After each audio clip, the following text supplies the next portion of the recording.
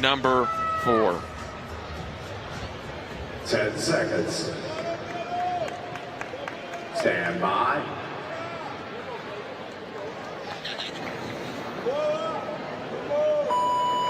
Underway here in event number 4. This is heat number 3. They'll make the run down to the opposite end of the Alamo Dome, where they will kick up for their first 60-foot handstand walk. First thing you should take a look at here is this yellow line in the middle of the lane that they're walking down. They have to pass that line, and that's sort of the halfway point and checkpoint. And if they fall before that line, they have to come right back to the start. So they have to pass that halfway.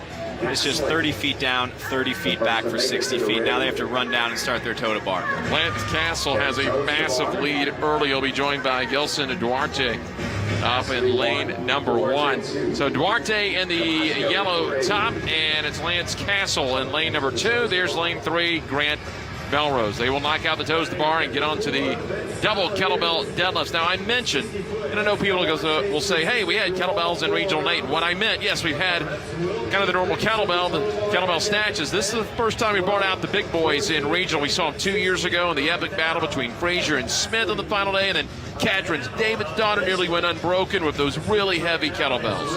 Yeah, and you're going to see these guys do some different things than they normally would on a deadlift. Normally deadlift, your feet are about in between hip and shoulder width. Now they're going to have to bring those heels closer together to accommodate the awkwardness and size of that object. That's lane number 9, Arturo Machado. We saw him earlier today. And they have to make it all the way down the floor, kick up to that 60-foot handstand walk. As you see the numbers out there on the lanes, and that tells you what round you're in as far as the kettlebell deadlifts, around a 10, around a 12, 14, and 16 throughout the 4 rounds. So that'll give you an idea of where they stand as Archer is back. This is what you might call a grippy workout. It's a sprint, it's pretty quick, but you have to pay attention to the sets of the toe to bar. How many are you doing? You're going to wear out that grip because you need to be able to hang on to those kettlebells. So Archie Bacano and Lance Castle are your top 2, and in 3rd place right now is Taylor Domingo out of Luling, Louisiana River Parish CrossFit. Bacano is back. And again, here's a good side view, as you mentioned, James, how this deadlift a little bit different than the barbell, a little bit less steady. The shoulders may be out a little bit in front compared to trying to go straight up and down in a regular barbell deadlift. The other thing you hear that you'll notice on Machado is that he's kind of in a more squatty position than having the chest over on the deadlift, and that might just help give him an extra kind of inch or 2 without having to bend over, using the length of those dumbbells and the length of the arms, kettlebells and the length of the arms to get that work done. He's doing very well. Now he's starting on the round of the 14 toes to bar once he gets through this handstand walk. Andrew Cefalia, he to go 8:28.16 is the time to beat here in the South. Well, they're gonna tell him he got a no rep. Didn't quite get that hand all the way across.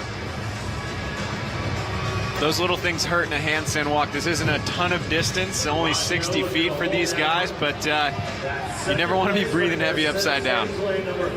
It's the little things that count, whether it's the walking lunge we saw earlier, the entire hill's got to be across the line, here the palm, little things like that. When we had the barbell a year ago, don't drop it behind you, little things that get fuzzy when the heart rate gets high. Exactly, and this is a really good example of you might have to redo that rep again, but you don't get the energy you lost on the no rep. Now, Machato's lost a little bit of time here, but it still looks like Machado is done enough to stay in first place. Here goes Arnold Machado again. Out of Brazil, he's from Furia CrossFit, a year ago 16th here in the South. No rep there. Both toes have to hit the bar simultaneously. And as I like to tell people, it's not toes above the bar, it's not toes below the bar, near the bar, around the bar, toes to the bar. Taylor Domingo, River Pierce CrossFit, Luling, Louisiana, in those turquoise shorts, the light green shorts here in lane number 5 with the backwards ball count. He was 17th in the South last year.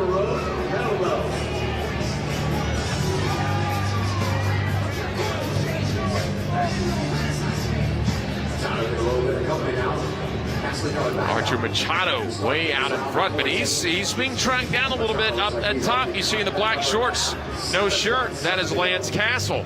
So Lance Castle making up a little bit of ground, so I don't think you're going to see any mistakes here in the kettlebell deadlift, but a slip up potentially in the next handstand walk could be very, very critical.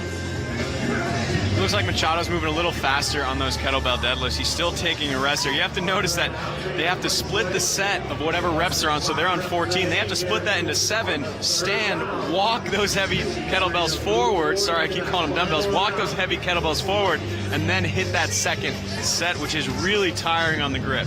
Yeah, you can notice they've got a little extra thin mat for those heavy, heavy kettlebells.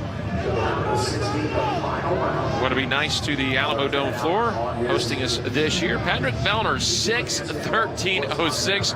So he was done here in about 30 more seconds is when Vellner finished.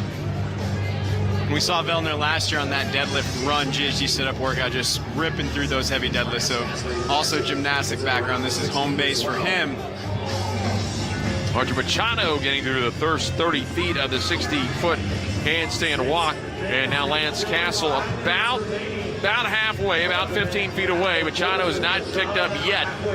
Castle is through on the turnaround. Machado down on the bottom of your screen, the white shirt off to the left just a little bit as Ross. It looks like he got both hands across the yellow line. He can stop there and restart. He hit that marker that you mentioned earlier. And you see Machado watching over toward Lance Castle. You got to be a little aggressive here in kicking up into those handstands. When you're out of breath, your body can sort of trick your mind, make you feel like you're less fit than you are. And there you have Lance Castle chasing down Machado. But I like how both these guys have been aggressive trying to get up into the handstand as quickly as possible. Castle grabbed some chalk. Machado went straight to the rig. Like I said, no rep. Once you grab for that chalk, you lost. We'll see. Machado got a no rep, but look at Castle. He's cycling through the toes to bar a lot quicker than Machado right now. Machado breaks Lance Castle, dominating these toes to bar. This is the round of 16, the final round. Trying to chase down 8:28.16, the time to beat here in the South. And Machado's moved the kettlebell a little bit faster than Castle.